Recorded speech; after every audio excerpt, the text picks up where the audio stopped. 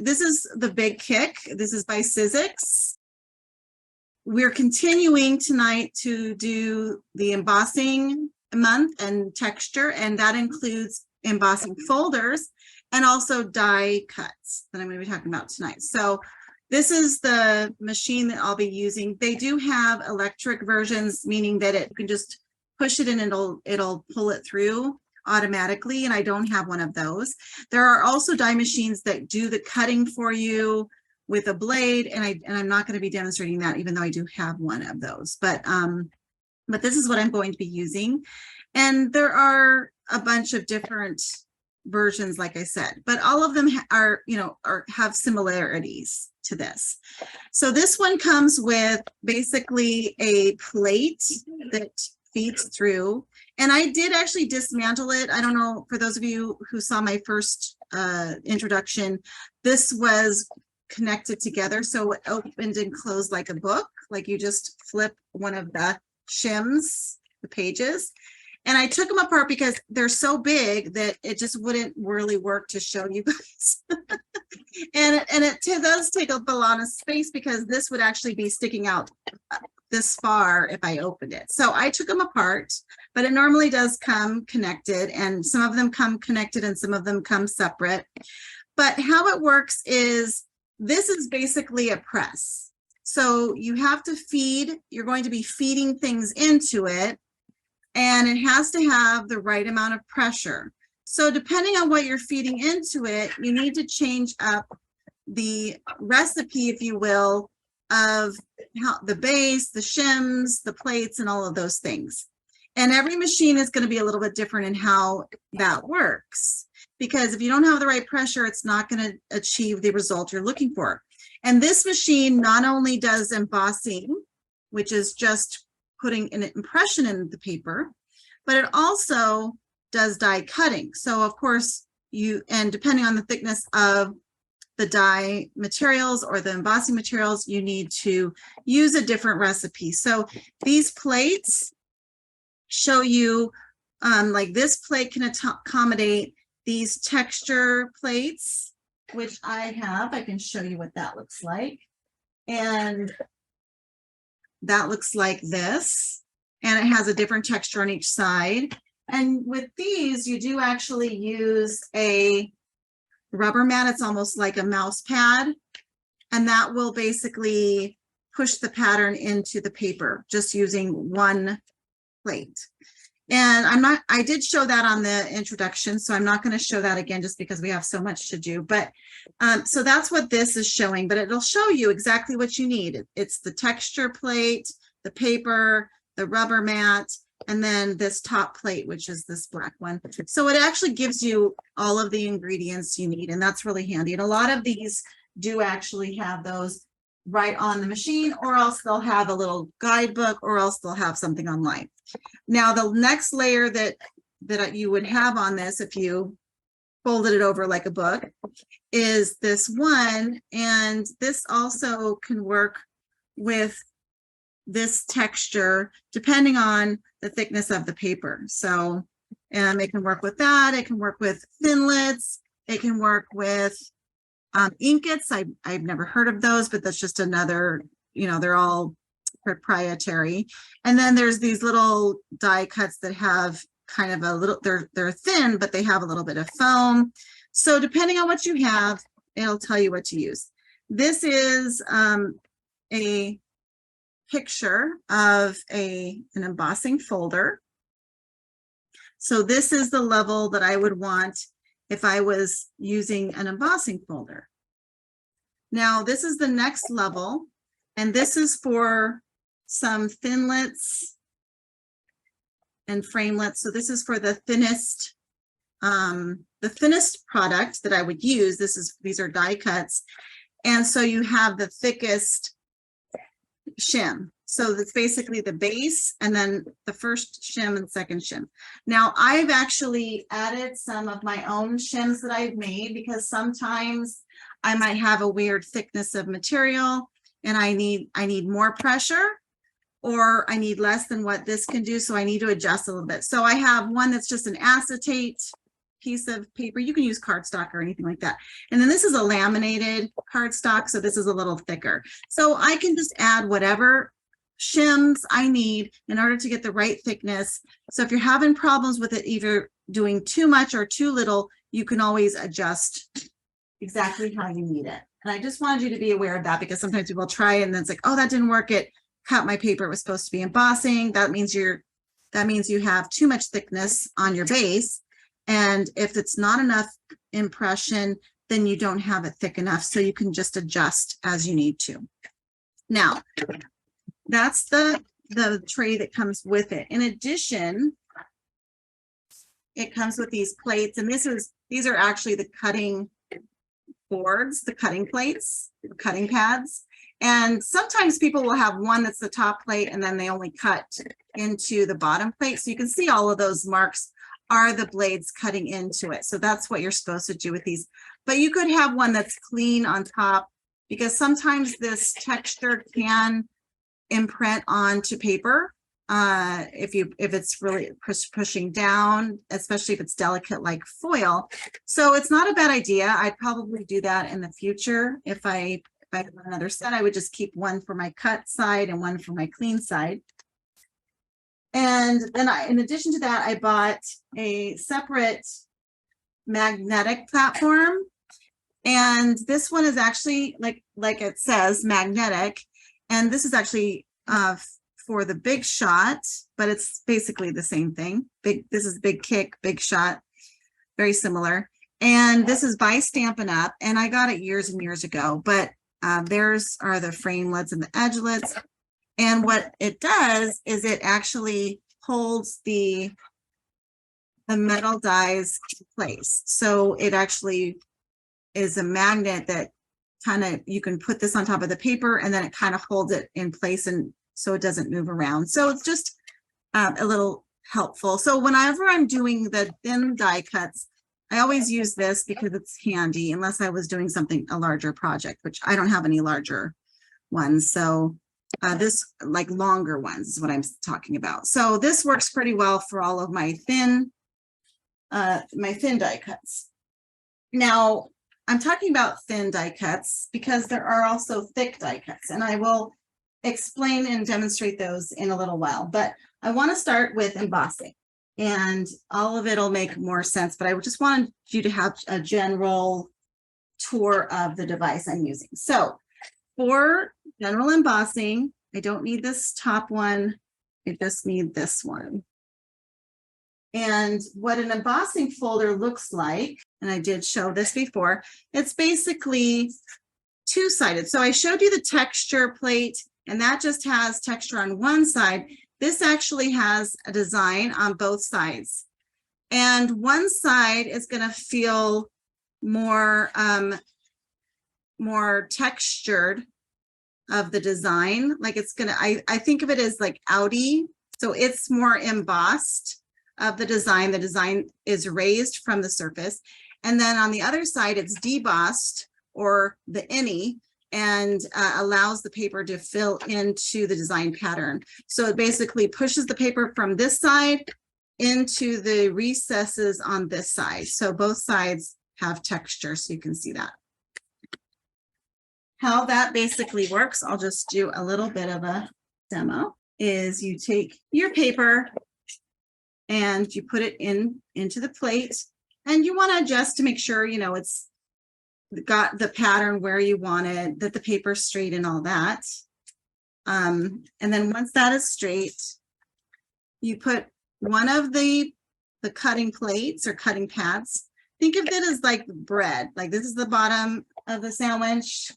This is the meat, or the meat and veggies or whatever. And then this is the other top part of the sandwich. So that's an easy way to think of it. It's basically you're building a sandwich. So in this case, I'm building an embossing folder sandwich. I have all the correct ingredients. I have the correct plate. I have the correct shim, and then I have my plate. So, and then I just feed it right into this machine.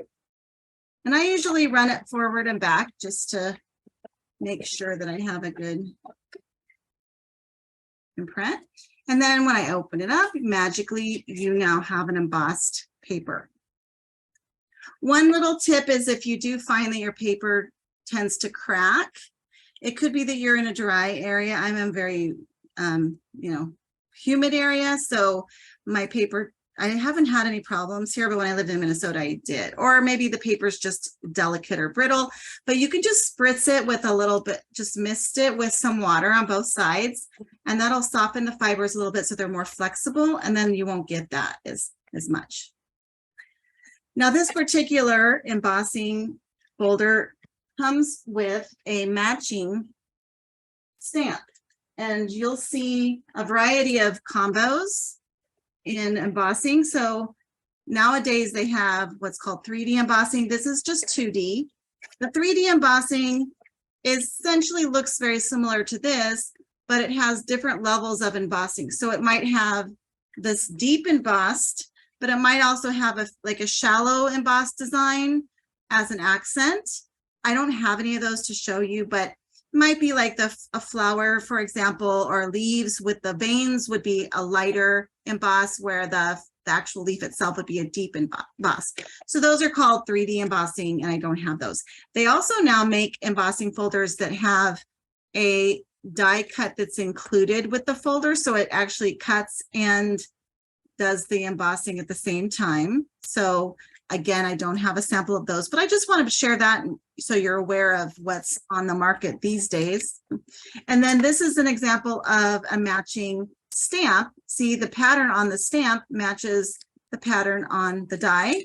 And so as a result, I can stamp it, and then I line it up in the embossing folder, and I can have it emboss right along the stamp lines of that. It's kind of hard to tell. This is the debossed side, and this is the embossed side. Anyway, so it's on the raised part, and so you can basically match it up. There are other ways to get this effect, and I'll be talking about that in a little bit. But so if you don't have a matching stamp, don't worry about it. Another thing you can do, and I did with this, is you can kind of use this pattern as a stamp. So if you put some of the pigment ink that's a little bit sticky, and then you can lay your paper, I don't know, it's kind of light. I didn't use very dark ink. Here, let me just try it with a little bit darker ink so that you can see. Now this is dye ink, which tends to not stick as easily to the plastic. The pigment inks tend to be stickier, so they stick better to the plastic, but you can still play around with this concept. So if I put the ink in there like that, and then I just lay this on top, and then I can use my brayer to press it, it'll give me some kind of pattern. So it's not going to be a perfect pattern because it's not rubber, so, but it is kind of cool. So you can use it just as a stamp. This is not embossed, it's just a stamp. And I can also do the other side, because it's two different patterns, right? It's the embossed pattern, and that's the background. So it's going to have two different looks. This is actually showing the background of the pattern, and this is actually going to be the patterned side. There you go. You can get some cool effects. And I like that it's, it's not perfect. It's kind of distressed a little. So it's just a different kind of effect that you can get, but it's a way to just make double, or we're going to make this do a lot of different things, but it's just one more thing you can get your embossing folders to do.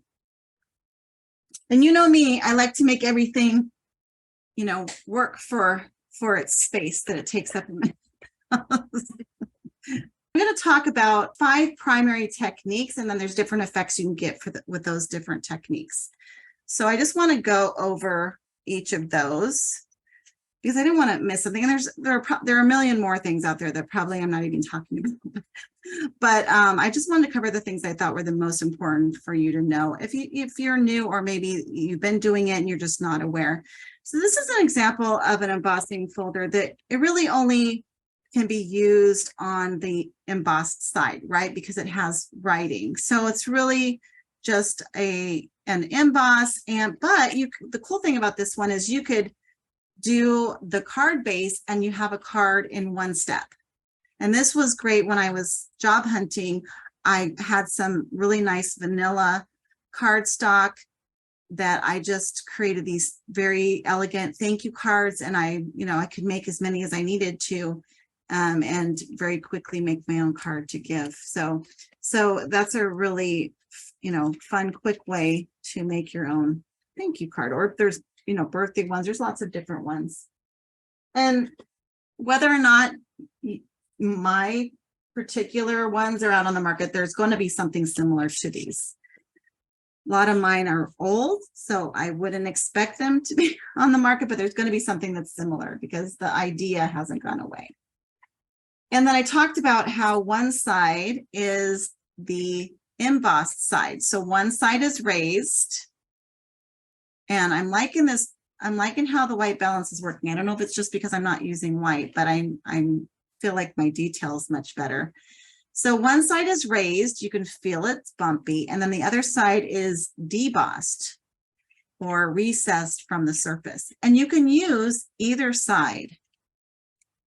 In this case, you can't do it when you have the words just because it's backwards, but you can if it's just a pattern. Now you can also just do a portion of the page. So how I would do that is I would just make sure that the folder was only over a portion of the page. And what happens is, obviously there's nothing here. This is just clear air, so when it goes through the machine, I can do it sideways because this one's small enough to fit through my machine. I can either do it horizontal or vertical, but I can just do a partial. And that's a really fun way to make it almost look like you have patterned, you have two different papers or something like that. And of course I can do any portion of that. You can also do a partial by using a shim as a, let's see, I can use like a thick piece of chipboard, and I could create a shim where it only covers a portion of the folder. So the pressure is only going to be, this isn't a good example. Here we go. So if I run this through and take out one of my plates, it's only pushing pressure across this one line. And so it gives me a unique design. So this looks like tire tracks to me. And if it gets a little bit sloppy, like sometimes there's a little bit of some pattern that's where you don't want it, you can actually smooth it out a little bit. Here's one that I did bigger. You can smooth out the areas and push back the pattern by using a bone folder. So that's a little tip if maybe it put a pattern where you don't want it. You can kind of flatten it out a little bit. It might still show a hint of it, but it'll just really soften it much more. So you can do that if you're trying to do a middle partial, because the middle one's a little bit trickier. Now you can also do partial top and bottom, and this one is where you feed it through just covering the top, and then you can turn it around and feed it through covering the bottom.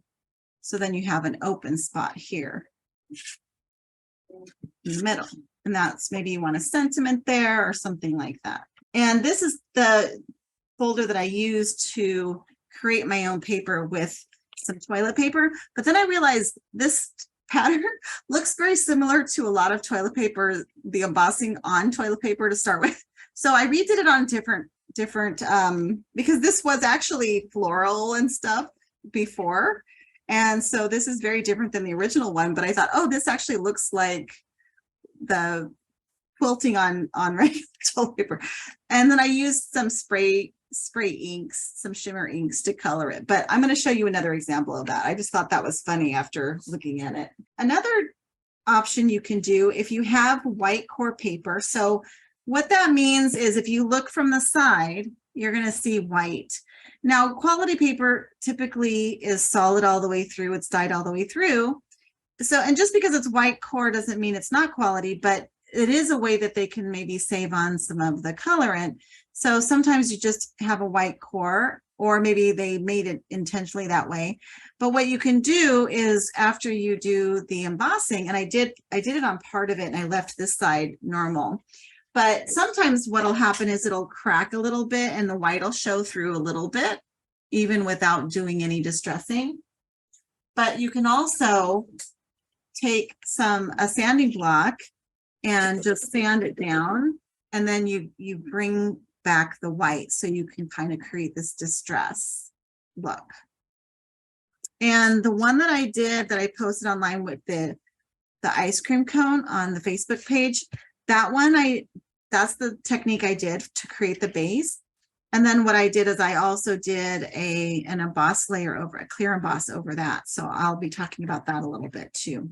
The next thing you can do is start adding some ink. And I showed you an example of how to use it as a stamp, but you can also use the ink in the embossing process. So in this case, I used the ink inside, just like doing the stamp. I put the ink on before I embossed it. So in this case, I put the ink, and I used the white pigment ink, and I put it on the embossed side, or the textured, or otherwise known as the outie side of this. And that turns out to pushes in, so it becomes the mortar of the bricks. And I thought that made a really cool, now obviously green bricks aren't great, but if you had a brick red color and then you did that white in there, that would really make a great effect of the mortar inside the bricks. And then this is doing it on after it's been embossed. So it's a similar effect, except for these lines are the raised side. So these are the embossed lines. These lines are debossed. So in this case, it pushed the ink into those grooves. And in this case, because those raised edges are higher, I can either do a brayer or use an ink pad and gently lay down some ink, and it'll only hit the raised portions. And so it looks very similar, but the difference is that in this side, when I feel it, the texture is the white spot, and on this side, that's the recessed spot. So this looks more natural, like the bricks. In this case, I did some ink on the debossed side, and so it put the ink inside the inside of the brick.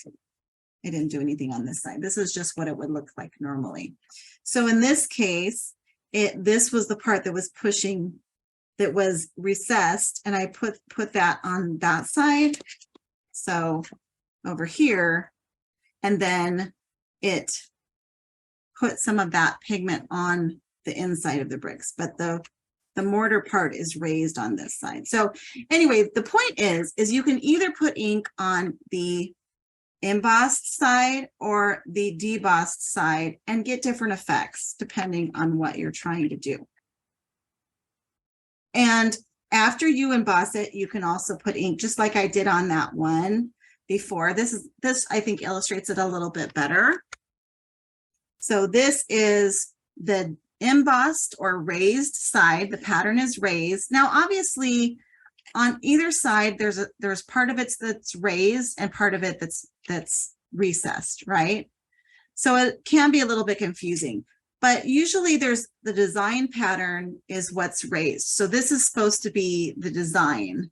This area is supposed to be the background. But over here, that is the design that's going to show when you put ink back here. So it's still a somewhat of a pattern, but really this is the main pattern that this embossing folder is supposed to create. That is just the background of it. So it's the reverse. And this is the way to do it after you've embossed it. You can either ink the raised side, or you can ink the debossed side, and the pattern will be dark and then the background will be light, or whatever. It'll be reverse of the other side, if that makes any sense. Depends on the color of the paper. Now you can do a double emboss. where you use a smaller pattern. This is a little dot pattern. And then you can use a more open pattern. And if you do one and then the other, you can get a combination of those two patterns, just similar to what we did when we did the stamping, when we did the kiss technique. Now you do lose some of it because one folder is going to press down the pattern of the other folder. So what I think would be helpful is if you maybe reduced the thickness of your shims for one pattern and then made it thicker for the other. So that way they would both show up maybe at different levels. This one really softened that open pattern. So, so play around with that. It does work maybe better with the 3D folders that have different levels. Or like I said, you can kind of create your own different levels just by changing how the configuration of your sandwich. And then this is the original, what that would look like. And you can see there's a hint of it there, but it's definitely a lot softer than the original. Now this is a double emboss using heat emboss. So I basically did the embossing and then I used my clear Versamark embossing ink and I put that over the top. Now this is a very open pattern. So a lot of the ink got into the inside, not just on the embossed parts, just because the pattern is too open. But I was okay with that because I wanted that effect. But normally if it was a more closed pattern, like if the pattern pieces were closer together, it's not going to let that ink pad go in as deep. You can also use a brayer and that keeps it from flexing into that space a little bit better too. So, but then you can emboss it, and I did clear emboss ink and clear powder, and the color of the card just came out as a watermark, tone on tone. So that's kind of a fun technique that you can do as well. Now you could use any color of embossing, and I'm going to show some other examples of that here. This is the same thing with just a different embossing powder. So this is again another open pattern, and I put the Versamark right into the folder, whereas the other one I put it on after it was embossed. This one I actually put the ink inside the folder. So in this case, I put it on the debossed side, so that left these recesses open and covered most of it. And then this one I did the reverse, I did on the other side. And so now these debossed patterns are where the gold is. So it kind of is like doing the gilding pattern. And this is what it normally looks like. So that's the debossed side, and then that's the embossed side. But because this turned gold, it kind of makes it almost look embossed, but it's actually really debossed. It's recessed where the gold is. You can also combine it with the die cuts by die cutting a pattern, and then you can emboss that pattern. So this was just the little dough, and then I just did the embossing pattern after it, and I just moved it around until I found an area that I liked. So you can create some little elements with embossing on it. Another way you can do that is if you take the elements and glue them on and maybe create like this background paper. So what I did was I punched out all these little balloons, I glued them on, and then I embossed the whole thing together, and it actually kind of like embeds the balloons into the paper. So it really looks like it's all one piece. You can kind of see that it's a separate thing, but it really sort of melds them together, and it's a great effect. The next thing isn't about technique so much as just trying different materials and what effects that you get. So here's an example of just using acetate, and you can see this is the original pattern. And then with the acetate, it actually creates where it folds that plastic, it actually makes it white. So it's kind of fun. So if you were making a window card, for example, or you could even cut this out into a die shape or anything like that, but it actually creates an interesting effect because of that stress on the plastic makes it white. It also does the same thing for vellum. So it turns vellum white. So you really get that added effect. You don't have to do any embossing. It just turns it kind of white. Now, vellum can be really delicate. So that's one thing where you might just want to either reduce your shims or just, be careful because vellum can be a little bit sensitive. You can also use fun papers like metallic paper. It's really fun on. So if you already have foil papers or metallic papers, if you don't, you can make your own by using foil. So these are a few different foil options that I have. So this is the original pattern, and I like it because it kind of looks like that stainless steel, like for truck stuff. So I use that for sort of industrial, industrial strength stainless for chrome. This is just regular foil. If I was going to use this, I'd probably adhere it to cardstock first, just because it's real delicate. And if I pushed on these textures, it would just disappear. Now you could either take several layers of foil and meld them together, or else you could put it on cardstock, either one. I think I have an example of that here. So that's an option though. And then this is actually the foil tape that I put on some chipboard, and that holds its shape much better. So you can see how that would create a cool chrome looking effect. This is an example where I just wrapped some just regular cardstock with foil, and then I ran it through this fun design, and it kind of has little like a distress look of it to begin with. And then I did some more distressing with some permanent ink.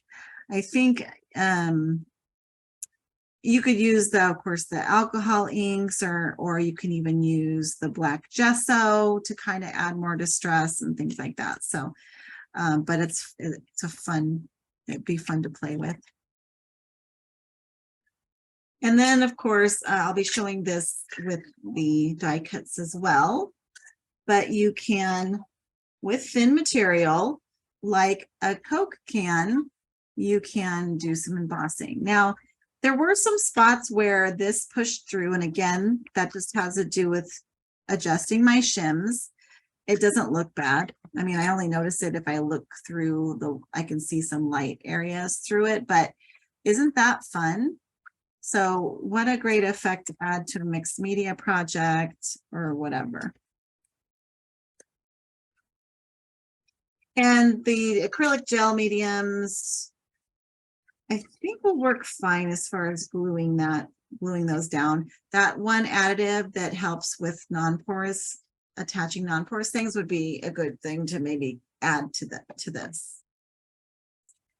Or you could also use other metal adhesives. But now this is the pattern that I thought, okay, that's kind of fun. And then I did that with the toilet paper. Again, there's probably toilet paper that looks like that too, but and then I can tear the edges. It just feels like homemade paper.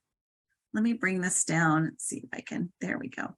Yeah, this light white balance I'm using is much better than in the past. So I'm glad I figured that out. But isn't that fun? And like I said, you can tear the edges to make it kind of a rough edge, and it looks like homemade paper. And it just has a different, just a different feel to it. It just feels like homemade paper. I would never think it was paper. And you can use it with paper towels as well. It doesn't have to be toilet paper. Now you can also, anything really that you can glue down to cardstock will work. Now in this case, I just took some ribbon And I had this pretty thick double-sided tape. And the tape is what holds this shape. It's really not about the ribbon so much as about the tape. So I could have added more of the tape on the other side and the whole thing would have kept that shape. So you can do this with washi tape or duct tape or anything. Just stick it on to paper or something that's going to have some shape, and you know, because it's got to be able to hold its shape, and just fabric doesn't do that on its own. But you can then come up with, you know, using the embossing on just about anything.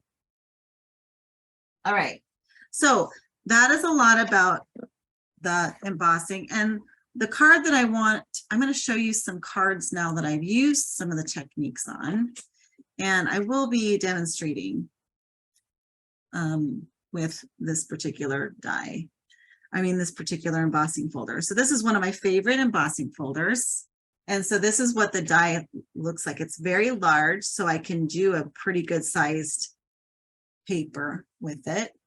I'm not limited, you know, by that. So, but it's a lot of fun.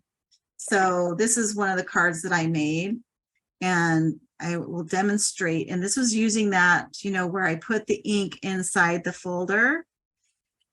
And so that's how I got this effect. It looks like the trees are in front of this dark background, but I did all that just by putting some ink in the folder before I did the embossing. This was just a stamp, and then I did clear embossing over that stamp, and then I colored it with some Copics. And then these little guys were actually cut out years ago with my electric die. However, there are lots of thin dies or dies that you can use this machine. In fact, I have one that I'll show you in a second that has some bats as well. These bats were stamped, and I just put some little glitter glue on there to kind of give them some texture as well. And I did do clear embossing on top of that. I used my thick embossed powder, and see how mottled it looks, because I wanted that mottled look. So that was kind of a fun one to use. This one I used those words. I don't know if it's French or you can't really tell what it says, but I used that on half of it. So I just did the partial to create that effect. And of course, this is using the die cut. And I can't remember if I did two together or just, it feels pretty thick. Sometimes what I'll do, because the thinner dies don't cut thick material, is I'll double up the material. So I'll layer two different ones just to make it thicker if it's real thin cardstock. I also want to show you, I did do embossing the background here. It's hard to see because it's mostly just in the background and in between, but it just adds a little subtle texture to this. But I don't know if you guys recognize this, but this was actually just one of those sort of ink blots that I created with the alcohol inks. It was just a puddle of ink, and I tried to get the gold in there, so there's a little bit of gold.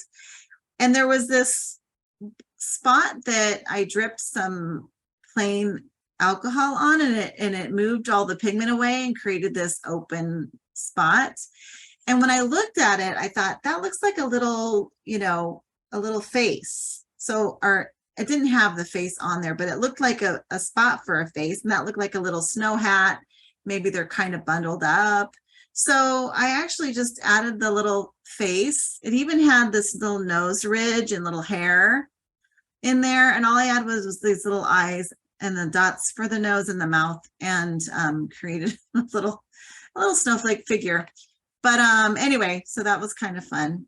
And then I just put the embossed background just to give it a little bit of added interest. And then this gold paper, I just cut into strips to make the background. And of course I used the heat emboss in gold for the sentiment. Back to this fun folder. This is the reverse of this. So I put the black on the embossed side. So it pushed that black into where the trees are. So those are these are the debossed trees, and these are embossed trees. So this is basically what you get if you put it on the reverse side of the same folder. So they're both fun, and they can give you a very different look. But that's not all. You can also make a whole little design, a little winter wonderland by adding some stamps. So this is what I want to show you because I think that this is really fun. So I'm going to just demonstrate how to create a little, you know, I don't know, winter diorama behind the trees. And again, you can use whatever colors, whatever designs you want. Doesn't matter. You just have to make sure that you're on the correct side. I want it to be the smooth side. Here we go. Okay. So this has the recesses for the trees. Let me put the black underneath here so you can see what I'm talking about. So this has the trees are recessed, and this is the area. When this pushes down, it's going to push the trees into that recessed area. So the trees are going to be raised on this side, if that makes any sense. So if I put the ink on this side, it's going to go into the pattern, and on this side, it's going to be that background. So I want to make sure to go to what feels like the smoothest side of my emboss folder. And you can apply the ink in a variety of different ways. You can, it's nice to use pigment ink because pigment ink sticks a little bit better to the plastic, but you can, if you want a more watercolor look, you can use the water-based dyes and then spritz them or do whatever. So I'm going to play around with, I don't want to make exactly the same, but I have some tree stamps. Maybe I'll add those trees. Bring this up so you can see what I'm gathering over here. I have some, I might add, maybe I'll add a little bit of brown. I have some white pigments. Here's some more trees. So I used these two tree stamps, but I also have these trees. Those are kind of fun.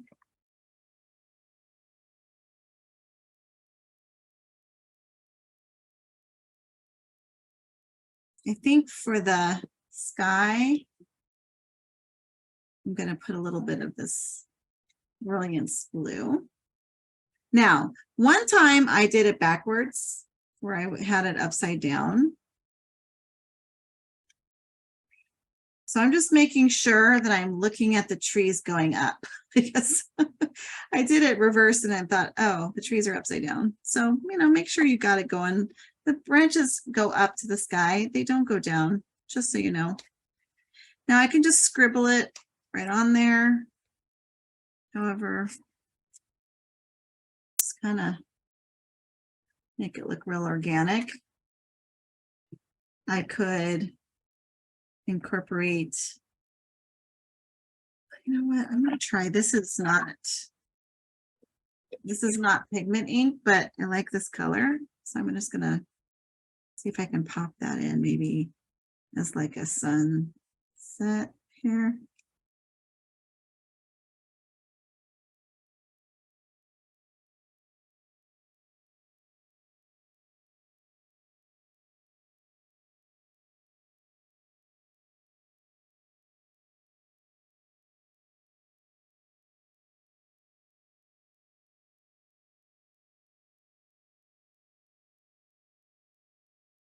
And not everything's going to show up because my paper is not that big.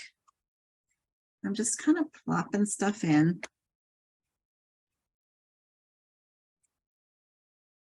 It's kind of fun to say. All right, where did my green go? There it is. All right, and then I'm going to put in, for giggles and grins, I'm going to put in a little bit of black. I think this brown wasn't very dark. And see if I can get just something darker in there. Okay. And then you see what happens. You don't even, I don't really even know what it's going to look like until I get it on my card, but it's kind of fun because it's part of the fun is the mystery of it. I don't know what it's going to look like. Okay, so now I'm going to put my card down. I don't want to move it around once I put it down, so I want to make sure I get it in the right position. If you move it, just make sure you don't press down too much but I want it straight. I don't want my trees all cattywampus. So, okay, I've got it in there now. Inks and stamps and everything in my way. So I'm going to just do my machine over here to the side. Just feeding it through. You can kind of see me.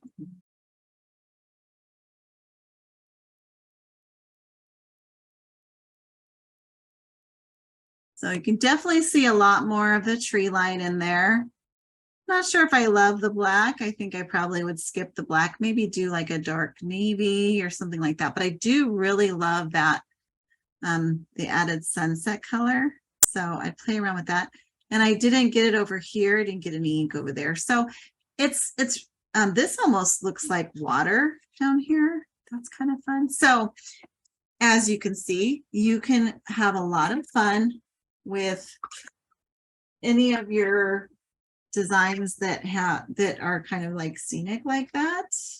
Just even add color to create some interest. I think I'll do one more thing so you guys can see what that looks like. So I'm just going to now do something a little more loose and just watery. I'm just going to put some inks down randomly. And just be careful if you're using the whole pad not to stick, like I don't want to stick my red. But if you do use a dauber, don't push it into where the trees are, because then the trees will have color too. Now you can do that if I wanted to. In fact, let me just do that. If I wanted to make these trees pink amidst all the blue, I can just try to fill in, that a little bit. Fill in these grooves. So let's just see how that turns out. It wasn't my original plan, and then I'm just going to spritz it. Get that pigment moving a little bit. And probably I would want some watercolor paper here, but I'm not going to use it. Let's see what this does. All right, do I have color everywhere? Most places. Okay, close my folder carefully, not to move it around a lot.